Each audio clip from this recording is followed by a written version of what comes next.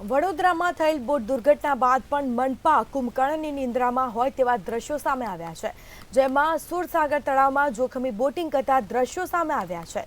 અહીં બોટ ચાલક સહિત 5માંથી 3 લોકોએ જ લાઈવ જેકેટ પહેર્યા હતા, તેમજ ઇન્સ્પેક્શનના નામે બોટ ચાલક જોખમી બોટિંગ કરાવતો હોવા જોવા મળ્યો હતો। આવેલ સુરસાગર તળાવમાં હાલમાં જોવામાં આવ્યું હતું કે એક બોટ ફરી રહી હતી, ઇલેક્ટ્રિક બોટ હતી। એમાં લોકો બેઠેલા હતા, લાઈફ જેકેટ પહેર્યા ન હતા। જ્યારે તેમને પૂછવામાં આવ્યું ત્યારે અલગ પ્રકારની કંઈ દાદાગીરી કરી રહ્યા હતા। જો વડોદરા શહેરના તળાવો ઊંડા હોય, લોકોને ડૂબી જવાનો ભય હોય, એવા બોર્ડ લાગ્યા હોય છતાં પણ લાઈફ જેકેટ વગર સુરસાગરની અંદર ઇન્સ્પેક્શન કરવા આવે તેવું જણાવીને ફરતા આવા તત્વો સામે વડોદરા શહેરના કલેક્ટર સાહેબ, વડોદરા શહેરના પોલીસ કમિશનર અને વડોદરા શહેરના માન્ય મ્યુનિસિપલ કમિશનરે તાત્કાલિક પગલાં ભરવા જોઈએ।